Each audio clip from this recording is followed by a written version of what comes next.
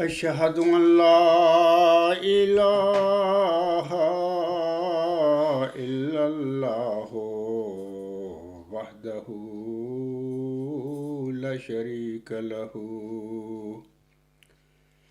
وأشهد أن محمدا عبده ورسوله أما بعد فأعوذ بالله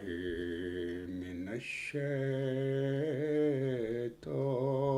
الرجيم بسم الله الرحمن الرحيم الحمد لله رب العالمين الرحمن الرحيم مالك يوم الدين إياك نعبد وإياك نستعين اهدنا الصراط المستقيم صراط الذين أنعمت عليهم صراط الذين أنعمت عليهم غير المغضوب عليهم ولا الضالين إن الله وملائكته يصلون على النبي يا أيها الذين آمنوا صلوا عليه وسلموا تسليما إن الذين يعظون الله ورسوله لعنهم الله في الدنيا والآخرة وأعد لهم عذاب مهینا۔ یہ سورۃ احزاب کی دو آیات ابھی میں نے تلاوت کی ہیں، آیت نمبر 57 اور 58۔ ان آیات میں اللہ تعالیٰ فرماتا ہے یقیناً اللہ اور اس کے فرشتے نبی صلی اللہ علیہ وآلہ وسلم پر درود بھیجتے ہیں۔ اے لوگو جو ایمان لائے ہو، تم بھی اس یعنی نبی صلی اللہ علیہ وآلہ وسلم پر درود اور سلامتی بھیجتے رہا کرو۔ یقیناً جو لوگ اللہ اور اس کے رسول صلی اللہ علیہ وآلہ وسلم کو اذیت دیتے ہیں، اللہ نے ان پر دنیا اور آخرت میں لعنت ڈالی ہے۔ اللہ اور ان کے لیے یعنی جو لوگ اللہ اور اس کے رسول وسلم کو اذیت دیتے ہیں، ان کے لیے اللہ فرماتا ہے کہ اور ان کے لیے اس نے ایک رسوا کن عذاب تیار کیا ہے۔ تو یہ جو آیات ہیں اس میں ہم دیکھتے ہیں کہ اللہ تعالیٰ نے ہمارے پیارے نبی حضرت محمد مصطفیٰ احمد مجتبیٰ صلی اللہ علیہ وسلم کے حوالے سے مومنوں کو یہ نصیحت فرمائی ہے کہ تم اس نبی یعنی حضرت محمد مصطفیٰ احمد مجتبیٰ صلی اللہ علیہ وسلم پر کثرت سے درود اور سلامتی بھیجتے رہا کرو۔ پہلے جو کتابیں الہامی نازل ہوئی ہیں نا قرآن کریم سے پہلے، مثال کے طور پر توریت ہے، زبور ہے، انجیل ہے، آپ ان کتابوں کو پڑھ کر دیکھ لیں کہ اللہ تعالیٰ نے قرآن کریم سے پہلے یا اس نبی حضرت محمد مصطفیٰ احمد مجتبیٰ صلی اللہ علیہ وسلم سے پہلے کسی نبی کے حوالے سے اس قسم کی آیات کسی نبی پر پہلے نازل نہیں کی تھی، یا لوگوں کو اللہ نے ایسا حکم نہیں دیا تھا حضرت صلی اللہ علیہ وسلم سے پہلے کسی نبی کے حوالے سے۔ تو یہ واحد ایک پیارا نبی حضرت محمد مصطفیٰ صلی اللہ علیہ وسلم ہے، جس کے متعلق اللہ تعالیٰ سورۃ احزاب کی آیت نمبر 57 میں فرماتا ہے کہ یقیناً اللہ اور اس کے فرشتے اس نبی یعنی حضرت محمد مصطفیٰ احمد مجتبیٰ صلی اللہ علیہ وسلم پر درود و سلامتی بھیجتے ہیں۔ اے مومنو، تم بھی اس نبی حضرت محمد مصطفیٰ احمد مجتبیٰ صلی اللہ علیہ وسلم پر ہمیشہ درود اور سلامتی بھیجتے رہا کرو۔ تو آپ خود اندازہ کریں کہ کس شان کا وہ نبی تھا، نبی امی صلی اللہ علیہ وسلم، کہ جس کے متعلق اللہ تعالیٰ خود فرماتا ہے کہ میں بھی اس کے پر درود اور سلامتی بھیجتا ہوں اور فرشتے بھی اس پر درود اور سلامتی بھیجتے ہیں۔ میں سامعین کو کہوں گا کہ دیکھیں یہ ایک بہت بڑا نیک کام ہے، یعنی نبی اکرم صلی اللہ علیہ وسلم پر درود اور سلامتی بھیجنا، یہ اس میں زیادہ مشقت بھی نہیں ہوتی، انسان منہ سے درود اور سلامتی بھیجتا رہتا ہے۔ تو میں سامعین کو کہوں گا جو بھی میرا خطبہ سنیں کہ یہ ایسی نیکی ہے کہ تم چلتے پھرتے اٹھتے بیٹھتے سفر میں جہاں پر بھی ہو تم یہ نیک کام بجا لا سکتے ہو۔ اللہ تعالیٰ سے میری دعا ہے کہ آپ سب کو اللہ تعالیٰ اس قسم کی توفیق دے، اور اس عاجز کی بھی یہ زندگی کا یہی رویہ ہے کہ ہمیشہ جب بھی میں سفر کرتا ہوں، باہر جاتا ہوں کہیں پہ، تو سفر اپنی جگہ پر ہوتا ہے لیکن میں ساتھ ساتھ یہ آنسن پر درود بھیجتا رہتا ہوں۔ یعنی بچپن سے ہی یہ اللہ تعالیٰ نے میری فطرت میں یہ باتیں ڈال دی تھیں۔ میں تو ایک جنگل میں پیدا ہوا تھا اور ایک ان پڑھ ماں باپ تھے میرے، تو والد صاحب میرے فوت ہو گئے جب میں 6 مہینے کا تھا۔ تو مجھے تو دیکھنے نصیب نہیں ہوا چودھری شیر محمد جمبر صاحب کو، بڑا دعا گو بزرگ انسان تھا، لوگ بتاتے ہیں مجھے۔ یعنی میرے والد صاحب کے جو شریک مخالف تھے وہ بھی میرے والد صاحب کی تعریف کرتے ہوئے میں نے سنا ہے کہ وہ بہت دعا کرنے والا انسان تھا۔ تو صبح کی تہجد کی نماز گھر کی بجائے باہر جا کے پڑھا کرتا تھا اکیلے میں۔ تو بہر ان کی ایک طریقہ تھا، ان کو مزہ آتا ہوگا کلے دعا کرتے ہوئے۔ تو جنگل میں پیدا ہوا، اللہ تعالیٰ کی دی ہوئی توفیق کے ساتھ میری ماں نے مجھے پرائمری اسکول میں داخل کر دیا۔ تو وہاں پر آپ جانتے ہوں گے جو بھی لوگ میری عمر کے ہیں، یا آج کل بھی جو پاکستان کا جو سلیبس ہے اس میں دینیات ایک سبجیکٹ ہوتا ہے۔ میں نے پرائمری جو کی تھی وہ پرائمری اسکول ڈاور سے کی تھی، تو وہاں پر دوسری تیسری کتابوں میں دینیات ایک سبجیکٹ آ جاتا ہے، میں نے بھی وہ پڑھا۔ تو اس دینیات کے سبجیکٹ میں اسلام کے متعلق اور بطور خاص آنسم کے متعلق مضامین آج بھی جو دینیات کا سبجیکٹ ہے وہاں پر آتے ہوں گے۔ تو اس زمانے میں بھی یہ 61-62 کی باتیں ہیں، 63 کی باتیں ہیں جب میں نے پرائمری کی تھی۔ تو جیسے جیسے دینیات میں آنسم کا اسوہ حسنہ پڑھتا گیا ان کی زندگی، ایسے لگا جیسے نبی پاک صلی اللہ علیہ وسلم نے مجھ پر جادو کر دیا۔ اور پتہ نہیں کوئی فطرت میری ایسی تھی، کیونکہ ان باتوں کا تو مجھے بعد میں پتہ چلا کہ 10 دسمبر 1983 کی بات کہ اللہ تعالیٰ نے مجھے ایز اے مؤد نشان رحمت اور ایز اے مؤد ذکی غلام مسیح الزماں کے طور پر میرے ماں باپ کے گھر میں پیدا کیا تھا۔ ان باتوں کا مجھے کوئی پتہ نہیں۔ تو یہ تو 10 دسمبر 1983 کے بعد پھر سب کچھ اللہ تعالیٰ نے انکشافات مجھ پر فرمائے۔ تو میں کہہ رہا تھا کہ بچپن سے کوئی فطرت نیک تھی، اللہ تعالیٰ نے نیک ماں باپ کے گھر میں پیدا کیا۔ جیسے جیسے میں دینیات پڑھتا گیا اور آنسم کی صحت پڑھتا گیا، یقین کریں آنسم کا مجھ پر جادو ہوتا گیا۔ تو میں نے کوشش بھی کی، اللہ نے مجھے کامیاب بھی کیا کہ اس نبی صلی اللہ علیہ وسلم کا جو رویہ تھا، سنت تھی، اسی طرح ہمیں کرنا چاہیے۔ تو میں زندگی بھر یہ ان باتوں کا جو پتہ ہی نہیں تھا کہ اللہ نے مجھے معمور کر دینا ہے، جب میں بطور ذکی غلام یا بطور نشان رحمت اپنے ماں باپ کے گھر میں پیدا ہوا ہوں، ان باتوں کا کوئی مجھے پتہ نہیں تھا، لیکن میں نے عاصم کی زندگی سے بچپن سے یہ سبق سیکھے اور میں نے اسی طرح کرنا شروع کر دیا۔ ہر نیک کام جو مجھے موقع ملا، حالات پیدا ہوئے، میں نے ضرور کیا، اور اسی لیے کیا کہ میں بھی نبی پاک صلی اللہ علیہ وسلم کا عاشق ہو گیا بچپن سے ہی۔ تو پڑھتا رہا، غربت میں پڑھتا رہا، اسٹوڈنٹ لائف میری ایسی گزری، تو بہرحال کثرت سے محبت میرے دل میں پیدا ہوتی گئی، اور جس طرح عاصم کی زندگی تھی، آپ نیکیاں بجا لاتے تھے،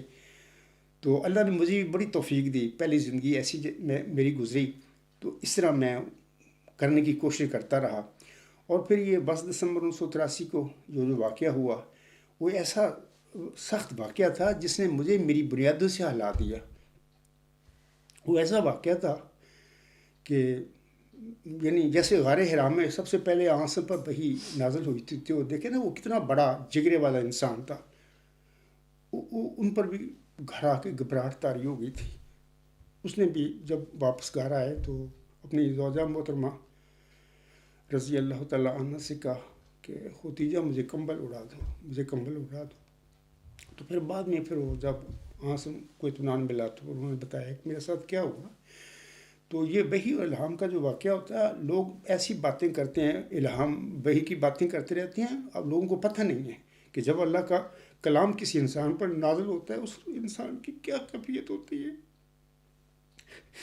اللہ کی وحی کو، اللہ کے الہام کو برداشت کرنا بہت مشکل ہوتا ہے۔ میرے ساتھ جب یہ معاملہ ہوا، 22 دسمبر 1983 کی بات ہے، جمعہ کے دن سجدہ میں یہ سارا واقعہ ہوا۔ اس کے بعد اگلے دن غالباً شام کے وقت پہلا الہام مجھ پر یہ نازل ہوا، شام کے وقت، پرچویز گاڈ۔ تو میری بھی حالت غیر ہو گئی تھی، اور مجھے لگ رہا تھا کہ شاید میں اب دنیا میں زندہ نہ رہوں زیادہ۔ بہت اللہ سے رو کے دعائیں کی کہ اللہ تعالیٰ مجھ پر اپنا رحمت فرما، میں تو خطا کار سے انسان ہوں، میں گناہ گار۔ تو اللہ تعالیٰ نے مجھے یہ دارالحمد کی باتیں اللہ تعالیٰ نے میرے دل میں ڈالا کہ اے عبدالغفار، کثرت سے تسبیح تحمید درود شریف پڑھا کر، استغفار کیا کر۔ تو میں نے پھر کثرت سے یہ تسبیح تحمید اور درود شریف پہلے بھی پڑھا کرتا تھا، لیکن اس واقعے کے بعد بڑی کثرت سے پڑھنا شروع کر دیا۔ تو پھر یہ ایسی دعائیں تھیں کہ جنہوں نے مجھے اسٹیبل کر دیا، مجھ میں طاقت آنی شروع ہو گئی۔ تو پھر الحمدللہ اس طرح نارمل میں ہوتا گیا۔ تو بات میں سامعین کو بتا رہا تھا کہ بچپن سے ہی جب دینیات میں نے پڑھنی شروع کی تو عاصم کا مجھ پر جادو ہو گیا۔ بہرحال میں نے عاصم کی سنت کو اختیار کرنا شروع کر دیا اور کوشش بھی کی، اور اللہ تعالیٰ نے کسی حد تک مجھے کامیاب بھی کیا۔ تو یہ 22 دسمبر 1983 کے بعد مجھے پتہ چلا کہ اللہ تعالیٰ نے ایز اے موعود نشان رحمت، ایز اے موعود ذکی غلام مسیح الزماں کے طور پر میرے ماں باپ کے گھر میں مجھے پیدا کیا تھا۔ پہلے نہیں پتا تھا مجھے۔ تو میں سامعین کو بھی کہوں گا جو میرا خطبہ سنے کہ دیکھیں، اللہ تعالیٰ مومنوں کو حکم فرماتا ہے کہ اس نبی حضرت محمد مصطفیٰ احمد مجتبیٰ پر کثرت سے درود و سلام بھی بھیجا کرو۔ خود اللہ فرماتا ہے کہ میں بھی اور میرے فرشتے بھی اس نبی حضرت محمد مصطفیٰ احمد مجتبیٰ پر درود و سلام بھی بھیجتے ہیں۔ اے مومن، تم بھی یہی کام کیا کرو۔ اے میرے سننے والوں، اے میرے سامعین، جس شخص کے متعلق خود اللہ تعالیٰ درود اور سلامتی بھیجے اور اس کے فرشتے بھی درود اور سلامتی بھیجے، وہ کیسا انسان ہوگا۔ تو بچپن سے میں تو بڑا سبق سیکھا اور مجھے تو بڑا فائدہ ہوا، اور پتہ نہیں کوئی فطرت ایسی تھی میری کہ ایسی جادو ہوتا گیا مجھ پر عاصم کا، اور میں بھی ان نبی پاک کا عاشق بنتا گیا، اور میری وہم و گمان میں نہیں تھا۔ میں تو ان پڑھ خاندان میں پیدا ہوا تھا، جنگل میں پیدا ہوا، اور گاؤں میں ساری زندگی گزاری، اور پرائمری مڈل، اور پھر میں ربا میں آیا تھا جب میں ہائی اسکول میں داخل ہوا تھا۔ تو اس کے بعد پھر اسٹوڈنٹ لائف میری گزری، اور محنت میں پڑھتا رہا، اچھا اسٹوڈنٹ تھا میں۔ تو بہرحال آگے پھر جب میں ایم اے سے فارغ ہوا تو پھر یہ واقعہ میرے ساتھ ہو گیا۔ تو میں بھی اپنے سامعین کو کہوں گا کہ آج بھی میری یہی عادت ہے اور یہی طریقہ ہے کہ میں اٹھتے بیٹھتے بطور خاص جب گھر سے بھی نکلتا ہوں، کوئی کام کر رہا ہوں، سفر پہ جا رہا ہوں، تو میں ہمیشہ تسبیح تحمید و درود شریف اور استغفار کرتا رہتا ہوں. جو لوگ بھی میرا یہ خطبہ سنیں میں ان سب سے کہوں گا کہ یہ ایسی نیک کی ہے اور یہ ایسا نیک کام ہے، اس میں کوئی مشقت بھی نہیں ہے. صرف آپ لوگوں نے سچے دل سے یہ دروشی پڑھنا ہے، تسبیح تحمید کرنی ہے اور استغفار کرنا ہے. اور یہ ایسی نیکیاں ہیں جس سے آپ کو بڑی طاقت ملے گی، آپ کی روح بہت طاقتور ہو جائے گی. اور اس طرح آپ لوگوں کو دنیا کی علیشوں سے بھی بچنے کا موقع ملے گا، کیونکہ اللہ تعالیٰ کی محبت پیدا ہونا شروع ہو جاتی ہے زیادہ سے زیادہ. اور پھر ان دروشی پڑھنے سے دنیا سے بیزاری بھی ہوتی ہے انسان کے اندر. میرے اندر تو یہی پیدا چیز ہوئی تھی. میں سمجھوں گا کہ جو بھی یہ کام کرے گا یہ نیک کام، تو اس کے اندر بھی یہی چیزیں پیدا ہوں گی کہ دنیا سے اس کی محبت کم ہوگی اور اللہ کی طرف اس کی محبت زیادہ ہو جائے گی. بہرحال میں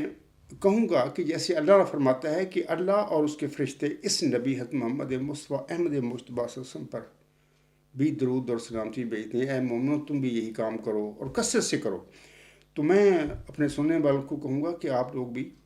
یہی کام کیا کرو اور بہت زیادہ کثرت سے کیا کرو. دوسری آیت کریمہ میں اللہ فرماتا ہے کہ یقیناً جو لوگ اللہ اور اس کے رسول صلی اللہ علیہ وسلم کو اذیت دیتے ہیں اللہ نے ان پر دنیا اور آخرت میں لعنت ڈالی ہے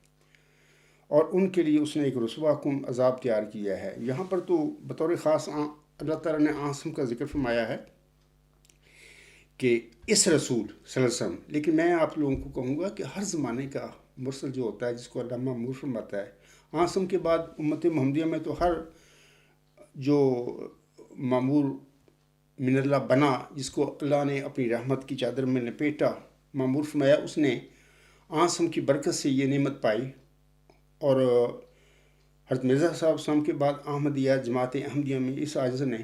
آسم اور اس کے بعد مرزا غلام صاحب کی برکت سے یہ نعمت پائی ہے.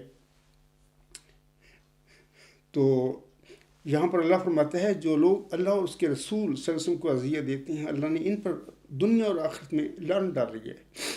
یاد رکھیں کہ جو بھی کسی زمانے میں اللہ تعالیٰ کی طرف سے معمور انسان ہوگا اس کو اور اس کے ماننے والوں کو، اس کے ساتھ دینے والوں کو لوگ بڑا دکھ دیتے ہیں. ہر زمانے میں ایسے ہی ہوا ہے،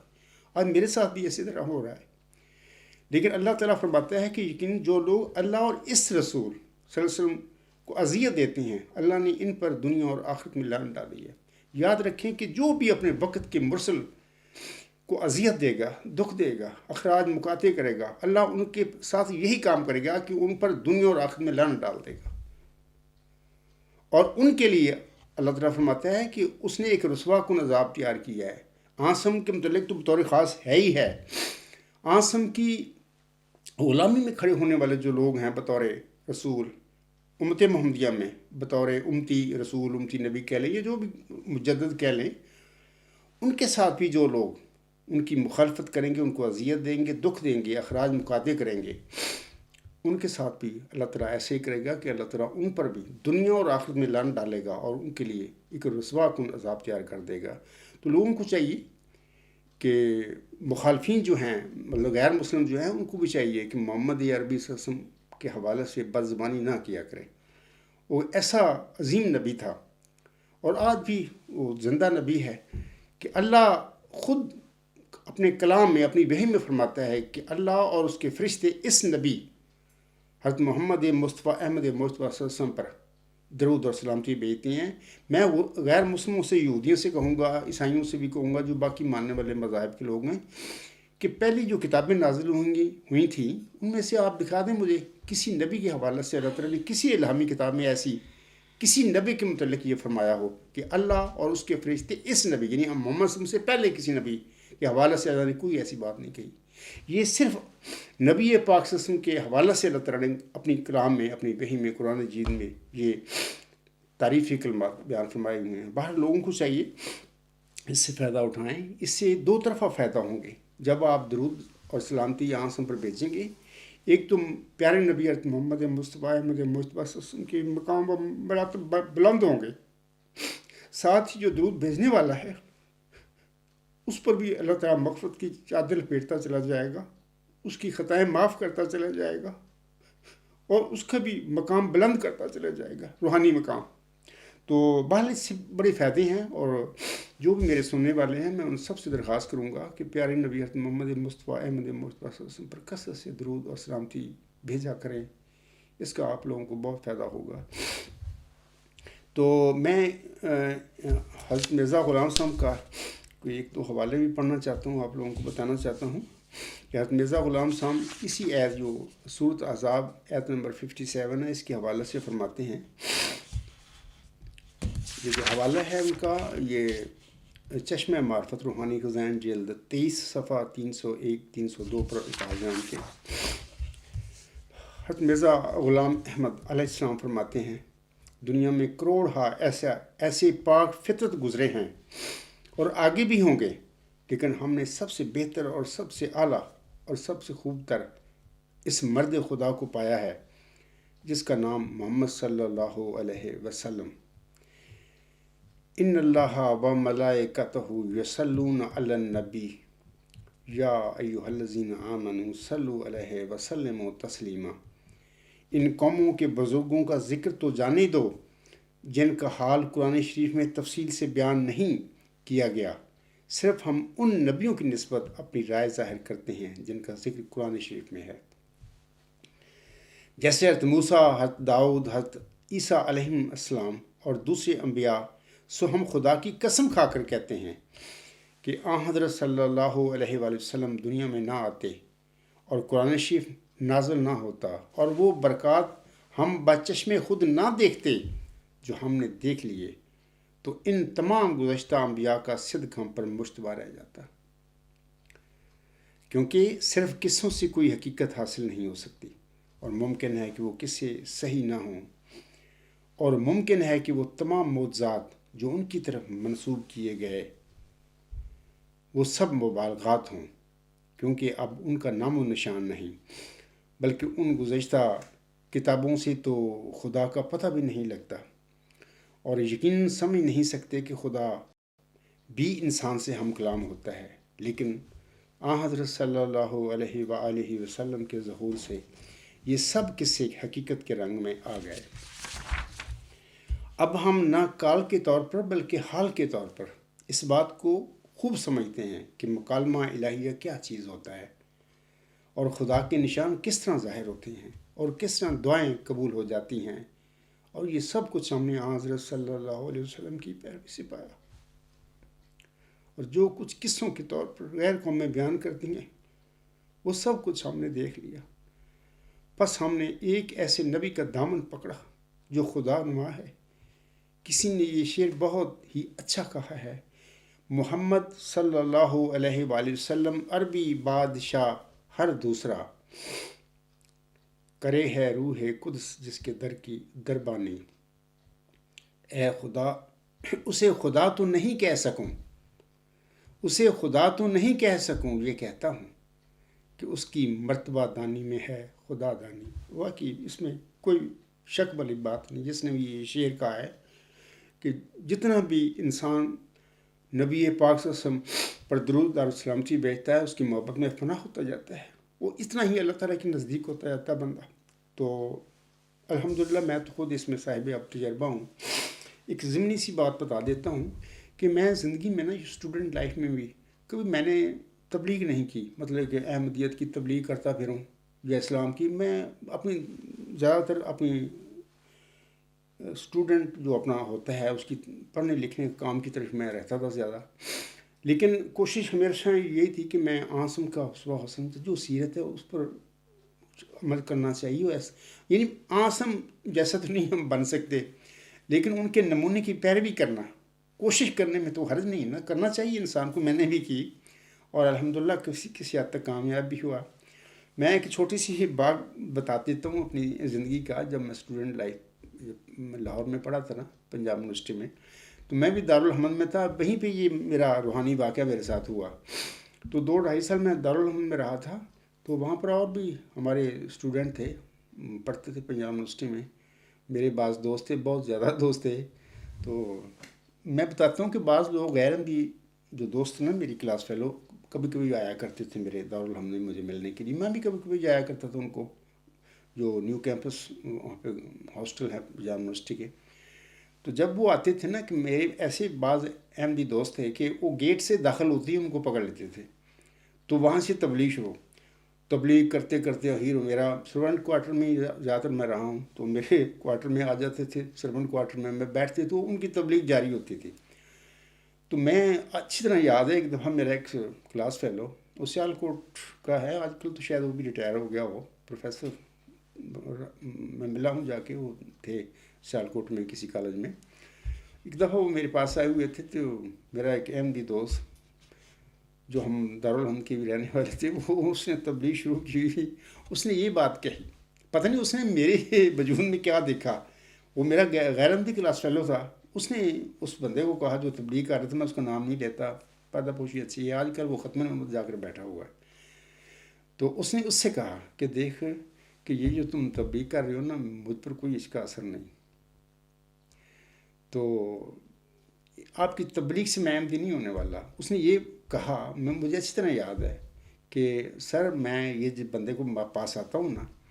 ہو سکتا ہے کہ اس کا نمونہ ہے، اس کا معاملات ہیں، اس کو دیکھ کر میں بھی احمدی ہو جاؤں۔ تو یہ اللہ تعالیٰ نے، میں ایک چھوٹی سی مثال لوگوں کو دے رہا ہوں کہ پہلی زندگی جب مجھے پتہ ہی نہیں تھا کہ میرے ساتھ کیا ہونے والا ہے، اللہ تعالیٰ مجھے کس معاملے کے لیے مقرر فرمانے والا ہے، تو وہ پہلے زندگی کی میری باتیں ہیں۔ تو اس بندے نے، آج بھی مجھے وہ لفظ یاد ہیں، تو میں بتاتا ہوں کہ وہ لوگ جو احمدی تھے، وہ بدی تبلیغ کرتے تھے، آج کل اتنی ٹھوکریں ان کو لگ گئی ہیں، تو وہ ختم نبوت میں جا کے احمدیت چھوڑ کے بیٹھے ہوئے ہیں۔ پر میں انا للہ و انا الیہ راجعون کہہ سکتا ہوں ان کے لیے بھی، اور ان کے لیے میں نے کوشش کی ہے، میں ایک دو دفعہ گیا ہوں پاکستان میں ملنے کی، وہ مجھے ملے نہیں،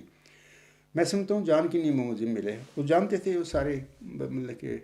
ہم اکٹھے رہے ہیں، دارالحکومت میں بھی اکٹھے رہے ہیں، اب وہ بس مخالفت کر رہے ہیں، اللہ تعالیٰ ان پر رحم کرے، میں تو ان کے لیے بھی دعا کرتا ہوں، اللہ تعالیٰ ان کو جہاں پر چلے گئے ہیں اللہ واپس حضرت مرزا غلام صاحب کی غلامی میں ان کو لے کے آئے۔ حضرت مرزا غلام صاحب کی یہ جو چشمہ معرفت کے میں نے الفاظ پڑھے ہیں اس وقت، دیکھیں غور کریں، میں اپنے غیر احمدی جو مسلمان ہیں ان سے کہوں گا کہ دیکھیں اس برگزیدہ انسان کو پر تم کفر کے فتوے لگاتے رہے، آج تک اس پر متعلق بازداری کرتے پھر رہے ہو، یعنی وہ آسم کا جب نام لیتا ہے وہ کیا لکھتا ہے، یعنی مرزا غلام صاحب نے جو کچھ پایا اللہ تعالیٰ سے، محمد صلی اللہ علیہ وسلم کی غلامی میں محبت میں پایا، خدا کی قسم کھا کر کہہ رہا ہوں کہ اس عاجز نے جو کچھ پایا اللہ کے بعد محمد صلی اللہ علیہ وسلم کی غلامی اور ان کی محبت میں، اور مرزا غلام صاحب کی محبت و غلامی میں میں نے پایا۔ تو تم یعنی غیر احمدی مسلمانوں سے میں کہوں گا، مولوی سے بھی کہوں گا، تم اس عظیم انسان پر کفر کے فتوے لگاتے رہے، آج تک بد زبانی کرنے سے باز نہیں آ رہے، اللہ تعالیٰ تم پر رحم فرمائے اور آپ کو ہدایت دے، اور اس کی نہیں ماننا نہ مانو، آپ کا اپنے قبر میں جانا ہے، آپ کا اپنا عقیدہ اور اپنا ایمان ہوگا، بد زبانی کرنے سے آپ کو کچھ نہیں ملے گا۔ وہ مرزا غلام صاحب ایک بلند روحانی، بلند مرتبہ روحانی وجود تھا، تو الحمدللہ اس عاجز کو توفیق ملی ان سے محبت کرنے کی بھی، اور یہ سارا کچھ محمد صلی اللہ علیہ وسلم کی محبت کی وجہ سے سب کچھ یہ چیزیں پیدا ہوئیں۔ تو بہرحال میں اپنے سامعین کو بھی کہوں گا کہ آپ لوگ بھی کثرت سے حضرت محمد مصطفیٰ احمد مصطفیٰ صلی اللہ علیہ وسلم پر درود اور سلامتی بھیجا کرو۔ تو آخر پہ میں اسی دروشی پر اپنا مختصر سے خطبے کو ختم کرتا ہوں۔ اللہم صلی علی محمد وعلی آل محمد کما صلیت علی ابراہیم وعلی آل ابراہیم انک حمید مجید، اللہم بارک علی محمد وعلی آل محمد کما بارکت علی ابراہیم وعلی آل ابراہیم انک حمید مجید۔ اے میرے اللہ تو محمد صلی اللہ علیہ وآلہ وسلم اور آل محمد صلی اللہ علیہ وآلہ وسلم پر خاص فضل فرما، جس طرح تو نے ابراہیم علیہ السلام اور آل ابراہیم علیہ السلام پر خاص فضل نازل فرمایا، یقیناً تو بے انتہا خوبیوں والا اور شان والا ہے۔ اے میرے اللہ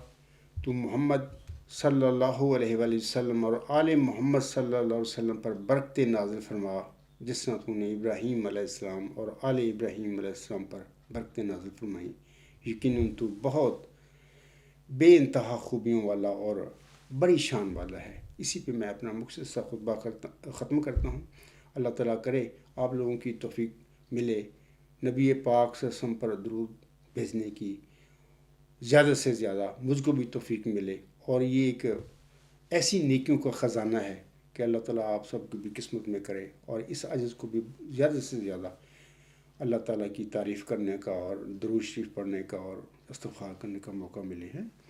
اسی پہ میں اپنا خطبہ ختم کرتا ہوں۔ وما علینا الا البلاغ وآخر الدعوانا ان الحمد للہ رب العالمین۔ فالحمد للہ اولا وآخرا وظاہرا وباطنا هو مولانا نعم المولا ونعم النصیر ونعم الوکیل۔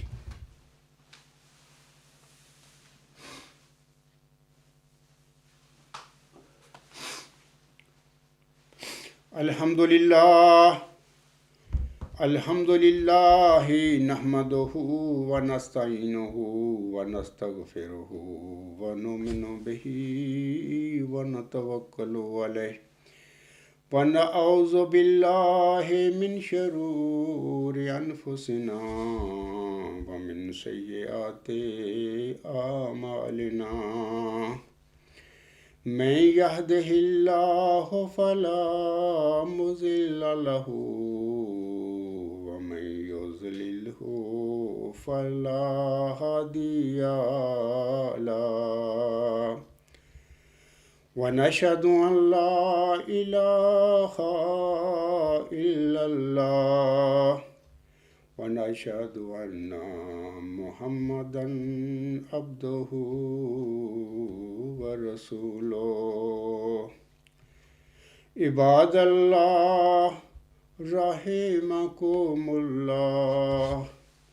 ان اللہ یأمر بالعدل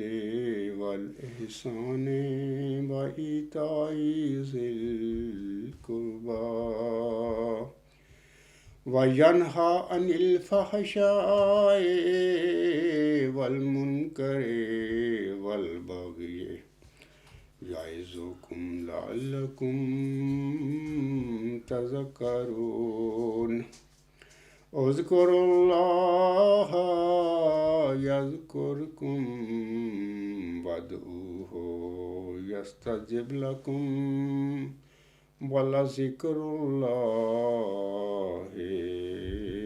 اکبر۔